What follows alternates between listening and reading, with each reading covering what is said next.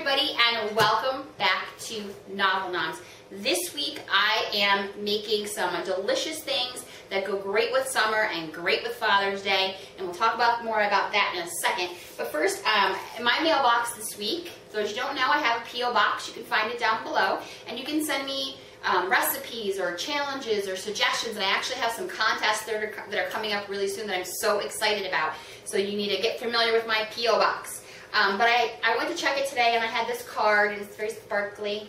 It's from Monica, and she said some really sweet things and said that she enjoys watching my show, and that when she dropped her husband off for his one-year deployment overseas for the military, that she came home to my show, and that was comforting to her, and that means a lot to me. So this is for you, Monica, and for your husband who's serving our country. Mwah! Okay, now tomorrow's Father's Day, and I lost my dad a few years ago, and so I wanted to make something that was not just a recipe that would go with the book that I love, but that would be for the people that I love would enjoy it as well. And I just got this in the mail today. A friend of mine, her name is Shannon, she goes by Shay. She just recently did a marathon in San Diego, and she dedicated each mile to a different person who made a donation or that she wanted to honor, and she did Mile Free for my dad, and this meant a lot to me, and she gave me the little ribbon that she wore on her shirt, so thank you to her. So here's this meal, and it's going to go with this book called Summer by Edith Wharton. I don't know if I've done any Edith Wharton here before, but I adore her. She's probably my all-time favorite author. This is probably in my top 50, top 25 favorite books of all time, and it's a great read. I'm not saying it's a light and breezy summer read, but it's fantastic, and there's a great love story, and I like that she mentioned she lives in this tiny little town, the main character, and she makes the comment that things don't change at North Dormer, people just get used to them. And you know, this is a meal that probably you've had before, you've had ribs before, and I don't want you to just get used to the same old stuff. I want you to make it exciting and make it delicious. And go read this book, because it's about this great character named Charity and her discovering her roots, but also falling in love and the trials and tribulations of that. It's a fantastic book, and it's called Summer, and it's summer. Hello! To go with our summer book and our great reading, we need a great meal, and I'm going to make pork ribs. Now,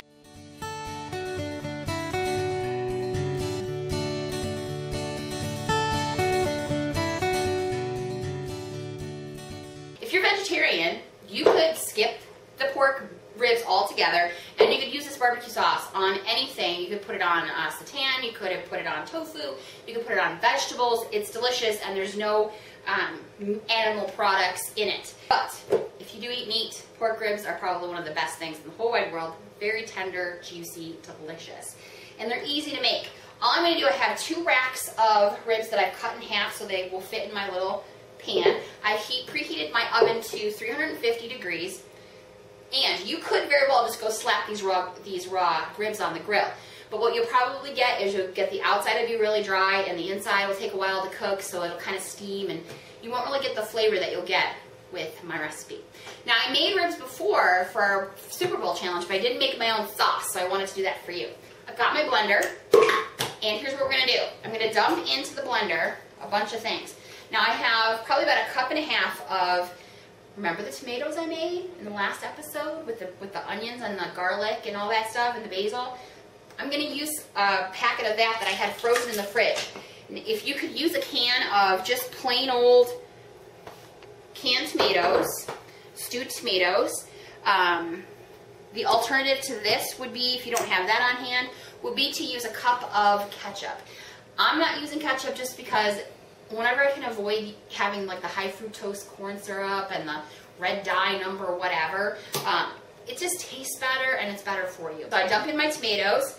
I'm going to dump in, probably about 2 tablespoons of brown sugar. This is light brown sugar. Some people prefer a darker brown sugar or even a molasses, but that's up to you. We don't like our sauce super sweet, so I'm just going to put a little bit in there, and you can always add more, which is great. Also going to add into it some apple cider vinegar, and I'm just going to put 1/2 cup into my sauce. It's going to give it a little tanginess, and if you actually read the back of a bottle of barbecue sauce or a bottle of ketchup, you'll notice that it's got vinegar in it. So that's a good way to learn what kind of ingredients go into things by reading the label, because you can kind of figure out how to make your own by what's on the back. I'm also going to put in just a couple of dashes of Worcestershire sauce. This is the one thing that if you are vegetarian, this does have some fish oil in it or some fish product. So you could avoid this if that's important to you. If it is important to you and you want to skip it, you can put the exact same amount of maybe a little bit of balsamic vinegar would give you the same kind of flavor. I'm going to add into it one of these onions, which I just got in my basket today, and it's gorgeousness. It doesn't have to be uniform because it's all going to get chopped up. So I'm just going to make sure it's big enough or small enough that my blender can handle it. I'm going to chop these up too. Use it all. Okay, so there's some onion. I'm going to take some of these garlic cloves, and then there's already garlic in the tomatoes that I made, but I'm going to add just a few extra little cloves. Okay, so I put about 3 cloves of garlic in there. And the last thing is a poblano pepper. Now, some people are afraid of things that look like this because they're like, holy crap, that's going to burn my face off. And it might, because everybody has a different tolerance level to chili peppers or just to hot, spicy things. And if you're used to eating them, sometimes you can build up a tolerance to them. I'm somewhere along in the middle. But here's what I'm going to teach you. I'm going to put a link down below so you can kind of read about what's called the Scoville scale. The Scoville scale will do is tell you how hot the pepper is. Now, I've got 3 different kinds of peppers here. I've got a poblano, I've got a jalapeno, and I've got a serrano. The poblano is 1,000 Scoville units. The jalapeno is 2,500, and that's comparable to your Tabasco sauce. They got the exact same Scoville rating as Tabasco. So if you can't handle the spiciness of Tabasco sauce, that might be the jalapeno might be a little much.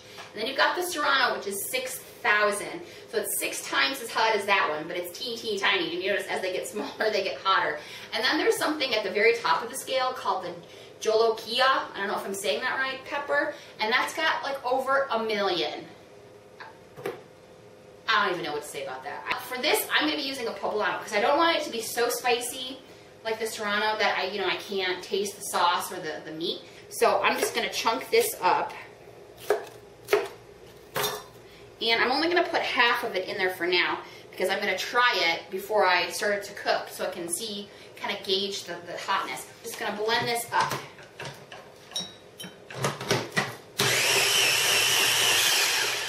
Just going to get a little spoon.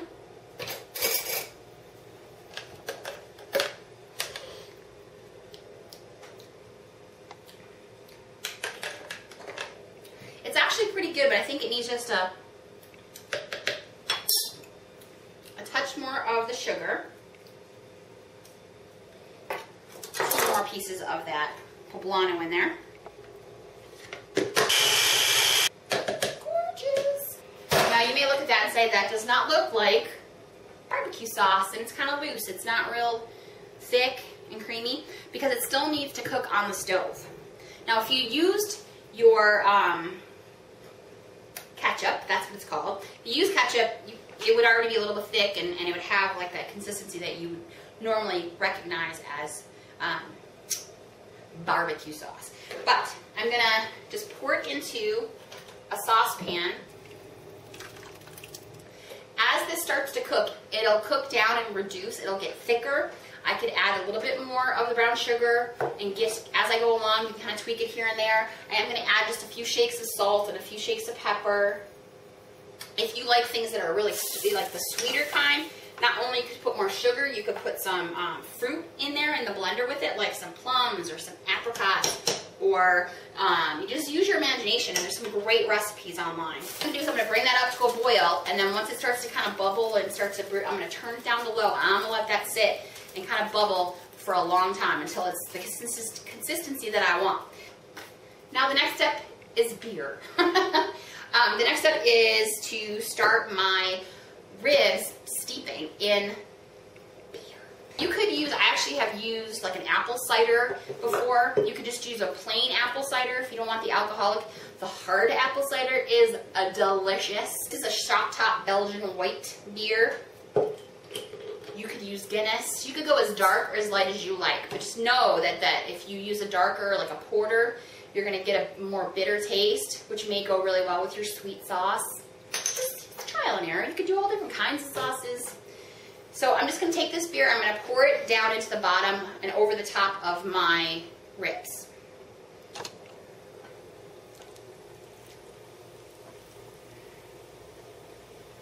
The bubbles from the ribs will actually help to marinate the meat. It'll actually kind of help to permeate the meat, and the taste and that rich flavor from the beer will get infused into my pork, and it tastes heavenly. Let's cover this bad boy. This is going to go into my oven at 350 degrees, and it's going to go in there for 2 hours. It's going to steam them and steep them in that beer, and they're going to be cooked through and ready to go. And all I'm going to have to do is slap on that barbecue sauce and eat, and it's going to be delicious. So I'll see you back when the ribs are almost done, and we're going to make a Brussels sprout, bacon, and deliciousness salad. Okay, we're back, and our barbecue sauce has been cooking. It kind of cooked for about 45 minutes. You can see how much darker it is.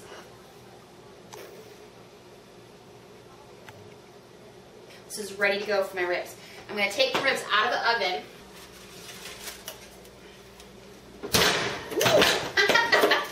Avalanche. They're pretty well cooked through. All we're going to do is caramelize that sauce on them when we're ready to go. So I'm just going to let those continue to cook and stay yummy. And we're going to make our Brussels sprout salad. Now, people, I know not everyone loves the Brussels sprout. But let's listen. If you don't like Brussels sprouts, you know you've tried them, you don't like them, you could use broccoli with this, you could use cauliflower, you could use, I don't know, some other vegetable that you enjoy. Experiment with it, but we're going to use Brussels sprouts because I like the crunchiness with all the other things we're going to put in it. You're going to take your Brussels sprout. To prepare it, you're just going to cut off that like woody end. Cut that off and then cut it in half. And when you're going to roast these, and when you roast things, you want them all to be about the same size. So if they're really big, you may need to cut them into quarters so that they're about the same size as the other ones. But just want all about the same size so some of them don't burn.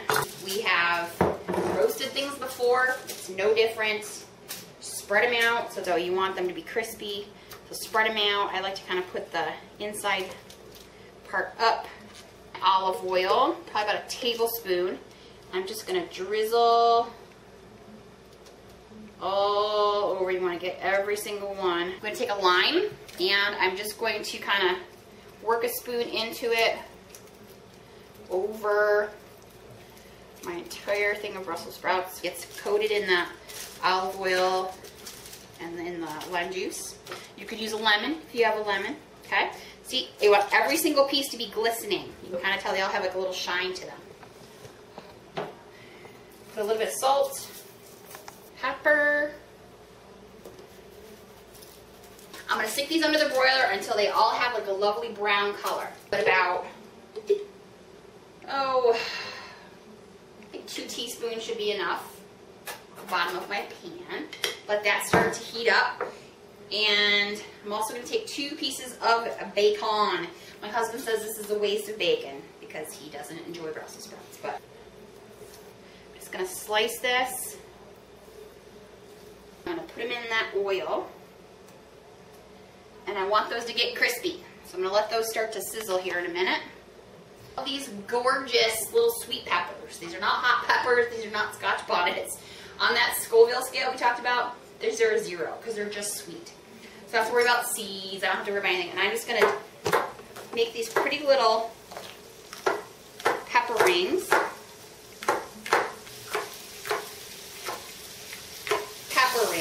Gorgeous, and they're sweet and they're delicious. Cloves of fresh garlic, and I'm just going to, I got same kind of green onion I used before, but I'm only going to use the top this time. So I'm just going to have some scallions. I'm going to julienne this carrot. Now I just discovered this. It's quite possibly the most fabulous thing ever.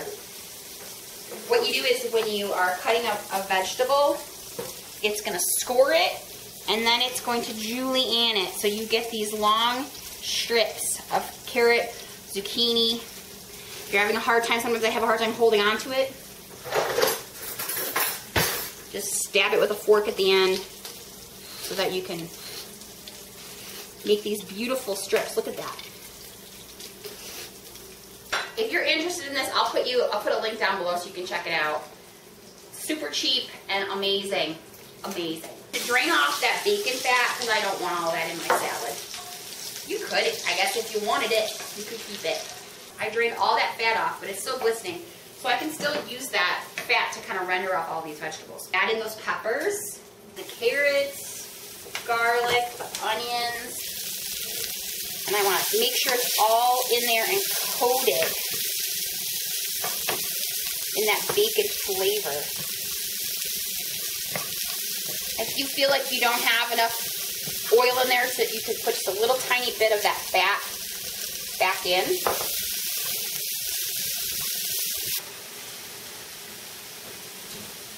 And this is exactly how I like it. You get the bright green, so it's still got some tooth to it, some crunch. You can cook it as much as you want. If you want them to be super, super, super soft, just keep cooking them. A little bit of salt and pepper would be a great thing you could make on a weeknight, just to accompany like over a piece of chicken or a piece of salmon. You could put some mango in there to go with those sweet peppers. That would be delicious. I'm going to add that mixture into my Brussels sprouts. Toss the Brussels sprouts in that gorgeous mixture of veggies and bacon, garlic. It's okay to just, I'm going to set these aside with a little bit of tin foil over them so that they're ready to go when the ribs are ready. All I'm going to do is I'm going to go throw these on the grill, 5 minutes on each side. And then after that, I'm going to spread the sauce on one side, flip it over, 5 minutes, sauce. So each side basically twice. Don't keep turning your meat on the grill. You want it to cook and get those beautiful lines and caramelize that sauce. I will see you when these come off the grill and everything is ready to go.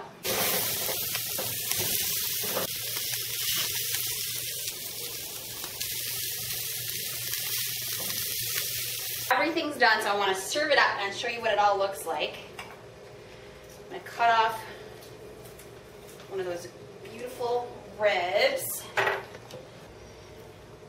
Salad. Oh, look at the beautiful colors that has. Potato salad that my husband made last night. So it's delicious. There's crispiness on the rib.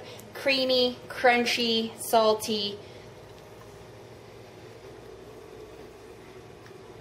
The salad is warm and crunchy and so sweet and wonderful. Last but not least, that beautiful rib. Look at the color on that. Beautiful. You see how tender it is? It's just coming off the bone. It's got the smoke, the spice of the poblano and the garlic and the tomatoes and all that beautiful, beautiful, fresh produce is on your pork ribs. Hello. It is a meal fit for anyone to enjoy their summer, to celebrate their father, to celebrate a birthday, whatever you want to do. Beautiful summer fare to go with Summer by Edith Wharton, a beautifully written book. And I'm just curious, like, what's your favorite summer read and your favorite summer meal? Share that below. And I will see you next week on NovelNoms. Happy Father's Day to everybody. And I will see you next time.